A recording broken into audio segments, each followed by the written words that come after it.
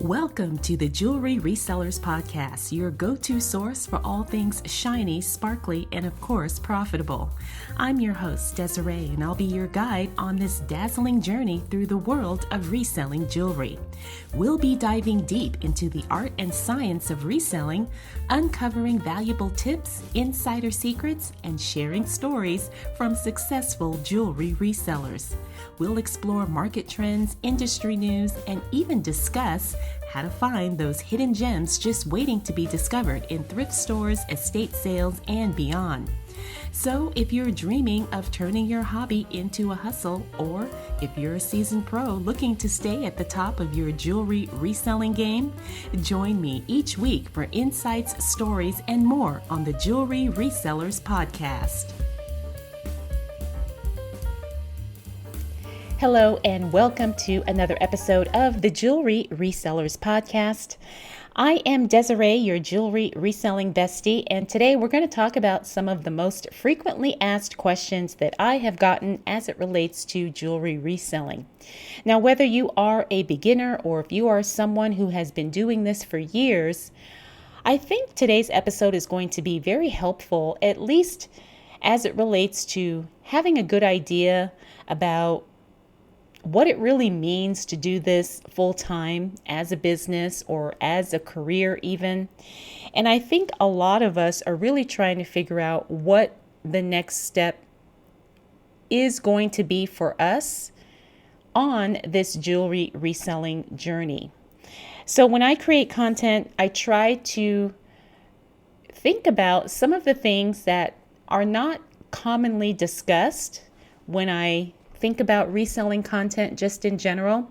Of course, everything I do is specific to jewelry reselling, but sometimes even just as it relates to reselling in general, some of the things that I think that I share and information that I want you guys to have, I don't think that it's something that a lot of people talk about. So today I'm hoping that we are going to learn together, and if there are other questions that maybe I don't talk about in today's episode and you would like me to do a dedicated episode or even a YouTube video addressing that, please reach out to me. You can reach out to me on Instagram at Jewelry Resellers Podcast, or you can go to the website and you will see a contact page and you can send me an email or a message that way. And the website is jewelryresellerspodcast.com. That's jewelryresellerspodcast.com. All right, so let's get into today's episode. So we are talking about the questions that me personally, that I get the most as it relates to jewelry reselling, having a reselling business, focusing mostly on jewelry. So that's really where we're going to start, I guess, with this, because sometimes people ask me things, and I've noticed, over the course of the past few months that I've done this podcast, I get a lot of the same questions. And so I'm hoping that this episode will help, like I said, be helpful, especially if you are just getting started and you're trying to figure out if this can work, how this can work, and what you need to do to make it work specifically for you. All right, so the first question I get a lot is, how do I get started in jewelry reselling? All right, how do I get started? And I've shared my story before as it relates to this, and the way I got started was I sold my own personal jewelry on eBay back in 2007, 2008. Now, at the time, I wasn't solely a jewelry reseller. Like I was pretty much selling everything and anything that I thought I could make money selling. And that's how I got started. And then it just kind of grew and expanded from there. But that's how I started. I didn't go out sourcing for jewelry. I basically started with my own jewelry. And so I did really well with that. And when I saw how manageable it was as it relates to storage and stuff like that, I really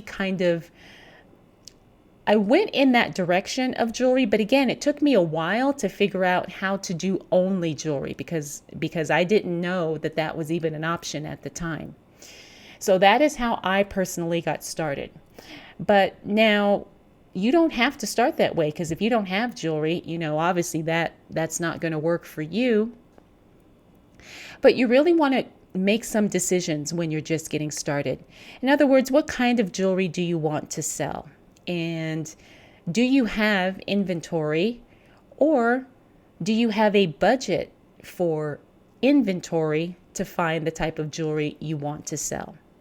All right, you also want to do a lot of research, scrolling through the solds on eBay or maybe Etsy, or even just kind of doing some searches online in general as it relates to the type of jewelry you want to sell. And you can start to learn which platforms carry that type of jewelry. Now, I know a lot of us, we really like to focus on vintage jewelry, but that's not the only type of jewelry you can sell, obviously. There's handmade jewelry, there's luxury jewelry, there is more modern costume jewelry.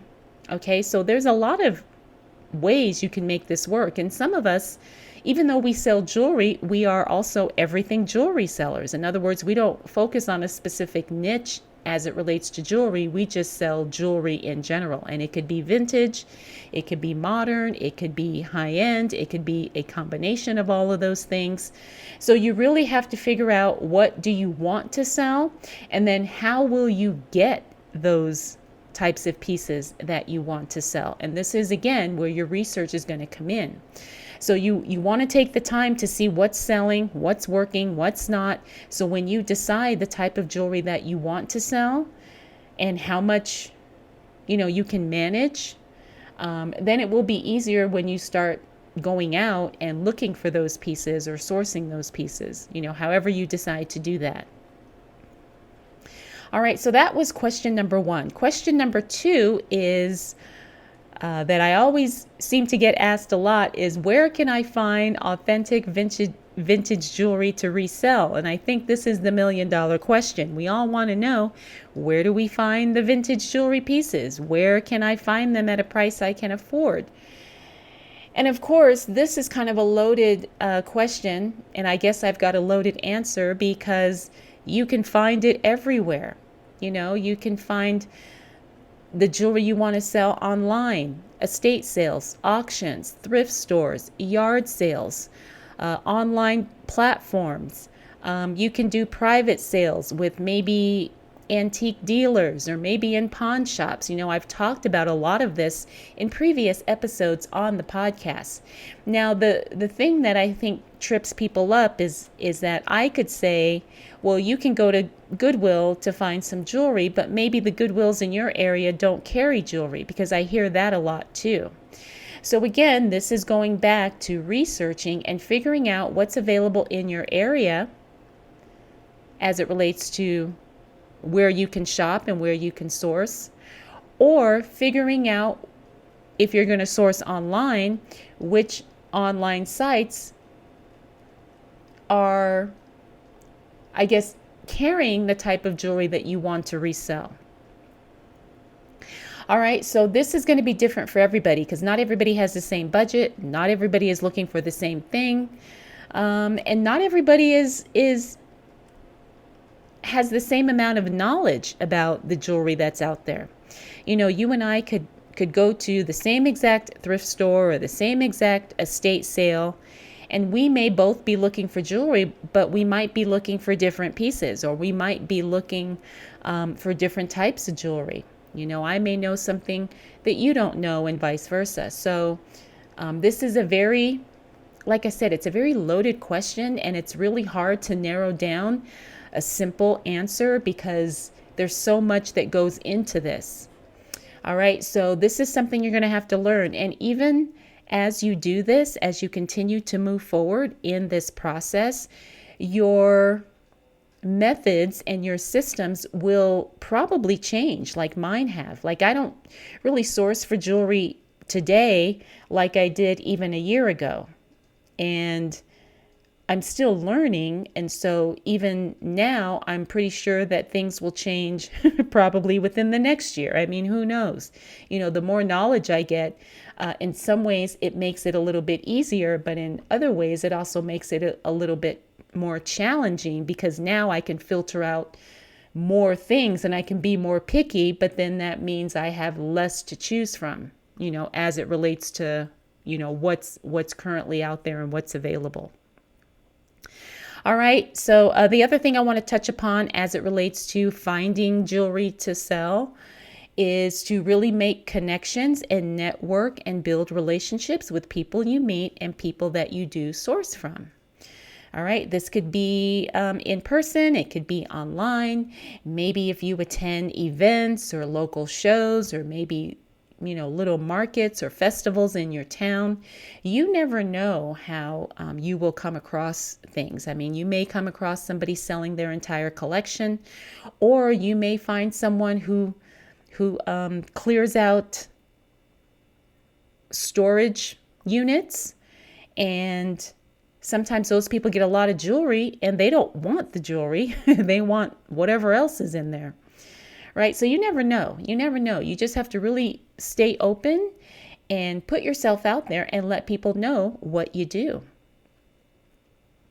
All right, question number 3 is, how can I tell if a piece of jewelry is authentic? I get this question a lot too. And again, this is going to come back to you having the knowledge and the skill set and the education, learning to recognize markings, signatures, hallmarks, as it relates to the jewelry that you are trying to authenticate.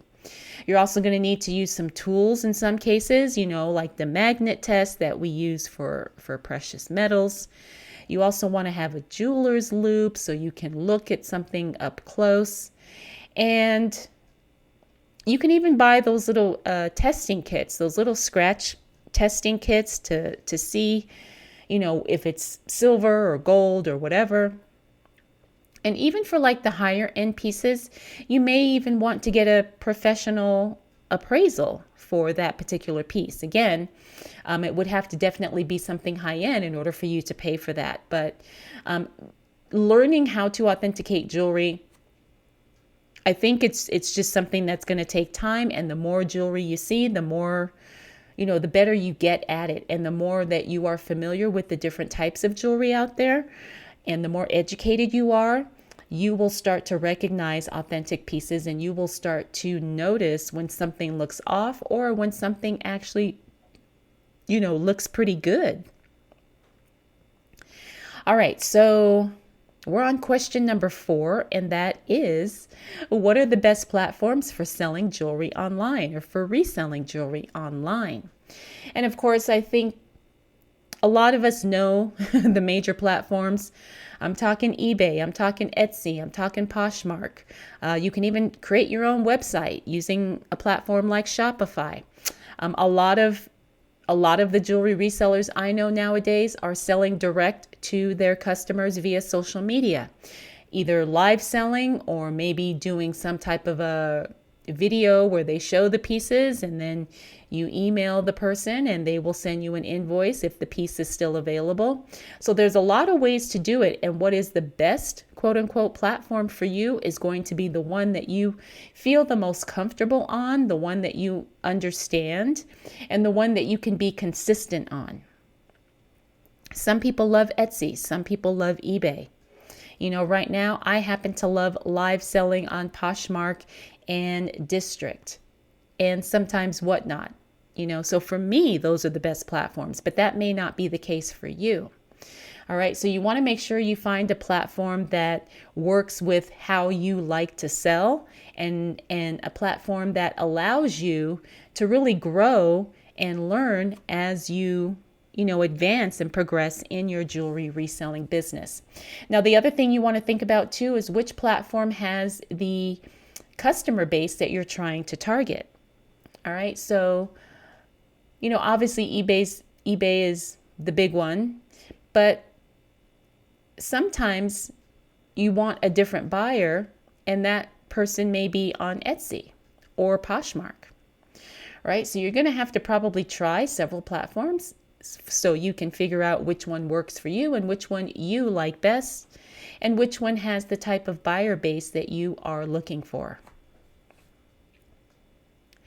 All right, question number 5 is, how should I price my jewelry? All right, so again, this is going to be something that you're going to have to figure out depending on your research. Are there similar pieces listed, and what are the asking prices and what are the sold prices of those pieces? And you also want to think about making sure your prices are competitive to the market and that you don't necessarily want to give stuff away, but you don't want to overprice your pieces either. So figuring that out can be a little bit tricky, and sometimes it will change and it will fluctuate depending on the season and depending on the platform that you are selling on. So again, doing a little bit of research, you should be able to figure out what you should price your jewelry at, especially if it's something unique or if you're selling in a bulk lot. Obviously, some people like to sell their jewelry in sets, and that's going to affect the price. So again, it really just depends, right? And you have to do some homework on this too. All right, so we are on question number 6, and that is, what are some effective marketing strategies for jewelry resellers? Now, hands down, you probably know I'm going to say social media because basically that's pretty much the only thing I do as it relates to marketing and promoting my business.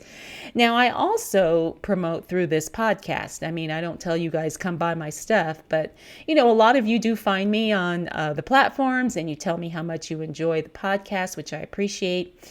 Plus, a lot of you find me on YouTube. And so if you click on any description of any of the YouTube videos that I have posted, I have all of my platforms and my social media listed there. And so that is what I do in order to get people into my shows. Again, you're also going to have to just show up consistently.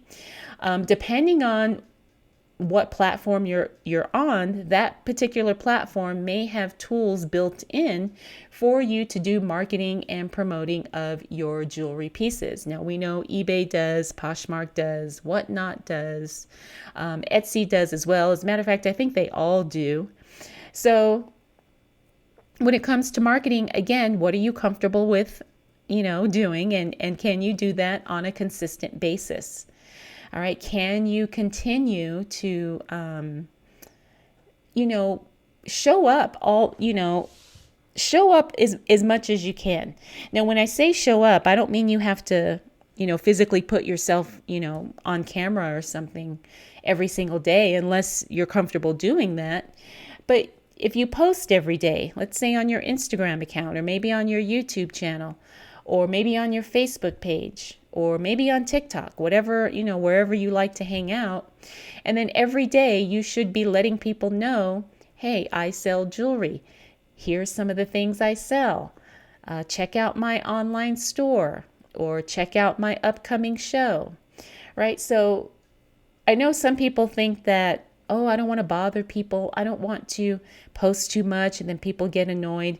No, because not everybody sees every post and everybody is not on at the same time. So somebody may see a post in the morning and then someone different may see that same post in the evening, right? So the more consistent you can be, the more the word will get out about what you're doing and what you're selling, and that will help you grow your business.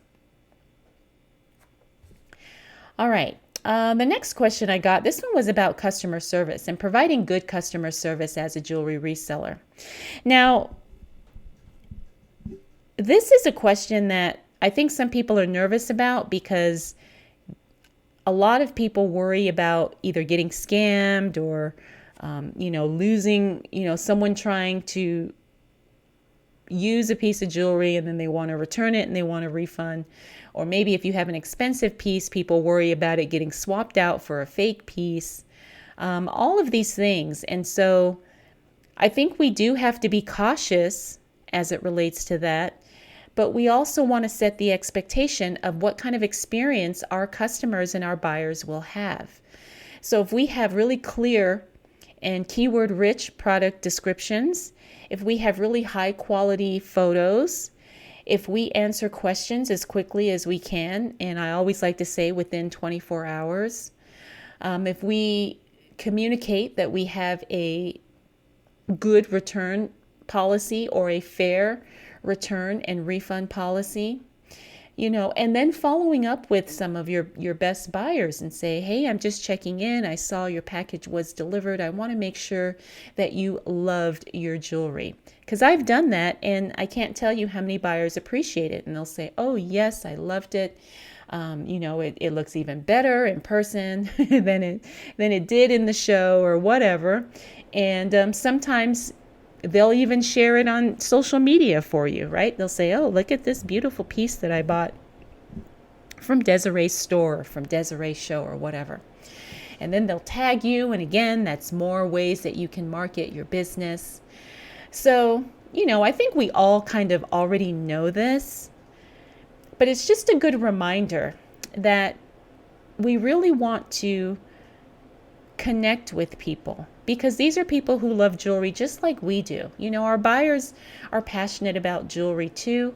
And I really like making that connection with them because I think we just love the same stuff. And so I get really excited when someone is excited about receiving the jewelry they purchase from me and they absolutely love it. All right, question number 8 that I have gotten several times, and that is, what should I include in my jewelry product descriptions? Now, of course, we always want to include the most basic stuff. At least, hopefully you know what it is. So you want to include details about the materials, what it's made of, if you know, the size, if it's applicable, the weight, if it's applicable, the era, if that applies, if it's vintage, if it's modern, and so forth. Now, the big thing we also want to make sure that we are clear on is the condition. And we want to make sure that we are very accurate and honest about the condition of the piece. If there's a little bit of wear, if there's a chip, if there's damage, whatever, we want to make sure we communicate that in our descriptions.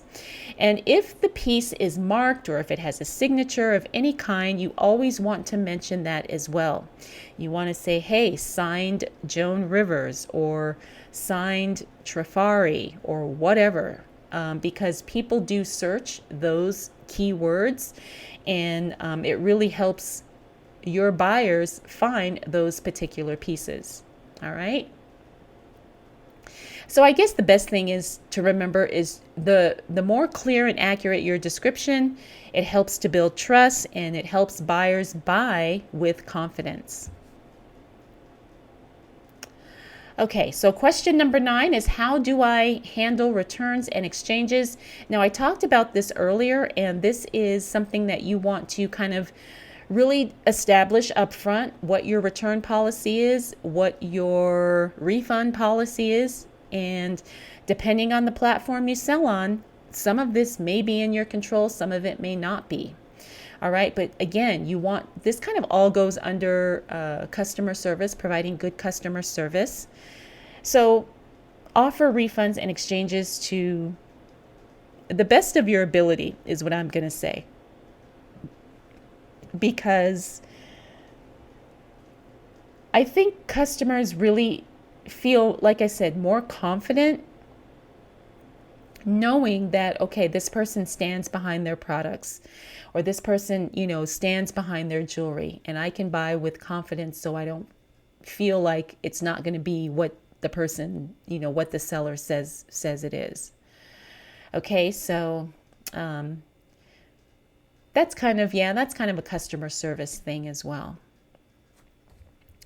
All right, question number 10, and this was a good one. This was, someone had asked, what are the most common mistakes to avoid in selling jewelry or reselling jewelry? I talked about this a little bit. Common mistakes include overpricing or underpricing. I see that a lot. I also see poor photos, really bad quality photos. Unfortunately, I don't understand why people do that. If you really want to sell the piece, I would think that you would do your best to get the best, the best photos that you can take. But not everybody seems to agree with that. The other question or the other mistake that I see people making is they don't do any type of research and they don't take the time to learn about the jewelry pieces they're selling. All right, so they can't answer questions or they don't know how to describe it, all those things. The other mistake, and I talked about this too, is poor customer service. We've talked about that a few times today. And then the last mistake is not verifying the authenticity of certain pieces. Now, this probably won't apply to everything you sell, but if there is an option to get it authenticated, you want to make sure you do. All right. So those are the most common mistakes I see as it relates to jewelry reselling. All right, question number 11 is how do I build a loyal customer base? Because remember, repeat customers usually are your best customers. And so we want to make sure that we do whatever we can to keep customers coming back. So of course, we want excellent customer service. We want to have the best products, the best jewelry items, the best pieces that we can absolutely get so we can have something valuable to offer them and something that they're looking for. We also want to do consistent communication. I talked about this, showing up every day on social media in some way, shape, or form. Now, if you have your own website, you may want to offer a loyalty program, or if you're selling directly on social media, you may want to do something like, hey, if you buy 5 pieces this week, you can get a 6th piece for free. Now, I've done things like that on my Poshmark shows and my buyers absolutely love it. Or sometimes I do little giveaways, not a giveaway, it's like a gift with purchase. So during Valentine's, I had these vintage Valentines that were just so cute and adorable. And so everybody who purchased something in my show that day, they got a free vintage Valentine from me that I just threw in their order, and they love it. At Christmas time, I gave away, I had some Christmas brooches, and so a few of my best customers, I put in a little free Christmas brooch with their order in the month of December. So, you can do something fun like that. It doesn't have to be anything expensive, but, everybody loves a freebie. And if it's something that, people actually like and want, that's even better. Okay. What is my next question that I have on my list? What are the legal things I need to think about as it relates to reselling jewelry?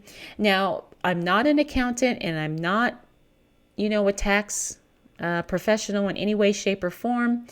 And so I don't want to give you advice on that part, but you want to make sure that if you have to get a business license in your town, city, state, whatever, make sure you do that. And you want to make sure you keep track of everything for your tax purposes. All right. And again, you need to reach out to an accountant or a qualified tax professional. All right, question number 13 is how can I keep up with jewelry trends? I'm going to tell you this, you guys, you don't have to. You don't have to. I mean, it's not going to hurt if you follow the trends as it relates to fashion, pop culture, news, whatever. I personally love keeping up with the trends, but I know that's not everyone's jam, so you don't have to do that. But, maybe every now and again, click on the news or maybe read a magazine, see what's trending, see what the celebrities are talking about, see what people are talking about.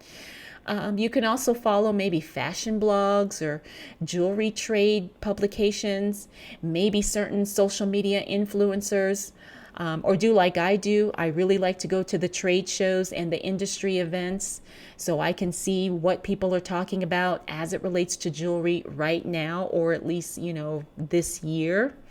So you don't have to keep up with the trends, although I do think it will benefit you if you do.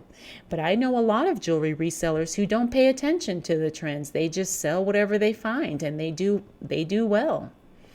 All right, so it's whatever you can handle. If you can manage keeping up with the trends, great. If you can't, don't worry about it. All right, number 14. This is another question I get a lot. What tools and equipment do I need to start reselling jewelry?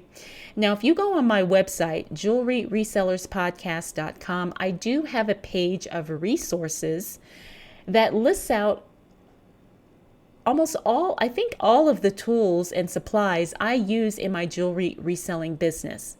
But some of the essential tools that I think you need are a jeweler's loupe, which is like a magnifying glass. You're going to need a scale, and preferably one that lets you measure in ounces and grams. You may want some jewelry cleaning supplies. Of course, you want a camera or smartphone for your photos. You want to have good packaging materials.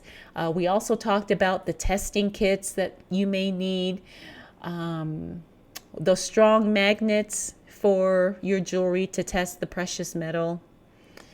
And what else? I can't think of anything else. But like I said, if you go to the website and click on the resources page, you'll see all of the stuff I use and the things that I recommend. And if because I mean, a lot of this stuff you'll kind of accumulate over time. Like some things I didn't have at the beginning of my journey. Like I didn't have a ring sizer. I didn't have jewelry displays, the stands to hang your necklaces and stuff on. I didn't have all of that in the beginning. I just took pictures of my jewelry flat lay style. You can also get a light box for some of your photos. I have one now, but I didn't have one when I first started. You may want to have some ring lights, good lighting. So I think for the basics though, you probably do want a jeweler's loupe, a scale, and a good camera. And then depending on how you ship your jewelry, you may want to invest in those little jewelry boxes. I don't ship my jewelry in that unless it's a high-end, really expensive or a really delicate piece. I use a lot of bubble wrap and then bubble mailers to ship most of my jewelry because, it works and it's the most cost effective. But yeah, you've got to figure that out, figure out what you want, how you want to package and ship your jewelry to your buyers. All right. So my last frequently asked question is, how do I create high quality photos of my jewelry? And I think this can be a struggle for a lot of people because I struggled in the beginning too. Like my photos were not the best. I mean, I still made sales, surprisingly, but, over the years, I think, at least I like to think I've gotten better with my photos. Now, right now, I don't take a lot of jewelry photos because I only sell via live shows. So I don't, I'm not really listing a lot of jewelry that way. I'm just showing jewelry, on a live stream. So I guess if and when I get back to listing jewelry every day, I probably will, use a light box, make sure I have good lighting, that type of thing, a really plain background. It doesn't have to be white, but I think white or kind of like that off gray color looks the best, especially for like gold and silver. And of course, you want a high resolution camera. And I talked about this earlier, some type of good lighting, ring lights, or natural light if you've got a really bright window and you can position your pieces near the window. And you also want to learn how to take pictures of the jewelry from multiple angles. You want to show as much as possible. Now, sometimes it's really hard to do that with rings and stuff, but do the best you can to show as many sides of the piece, of course, the front and the back, up close pictures of the tags or the signature or the markings. I always like to show the clasp as well because a lot of people will ask you, they'll say, oh, I can't see the clasp. Can you, send me a close-up picture of the clasp? So I try to do that in every photo. For necklaces and bracelets, that type of thing. And I think that's it. I think that's all I can think about. But, it's one of those things that the more you do it, the better you get at it. So don't be afraid to keep trying different things as it relates to your photos, because you're going to learn what works for you and what doesn't. All right, so those are 15 of the most frequently asked questions I have gotten about jewelry reselling. So what did you guys think? Was this list pretty thorough? Were there any questions that maybe you thought of that I did not include on this list? Again, you can reach out to me and let me know, and maybe I'll do a follow-up to this episode, or I'll do a YouTube video, or maybe I'll post about it on social media. Who knows? So I hope that today's episode was helpful, and I hope it really encouraged you to maybe do some things different, or maybe step up your game a little bit as it relates to your jewelry reselling business. And that's going to be it. That's going to be it for this episode. So I want to thank you so much for spending this time with me, and I'll check in with you again really soon.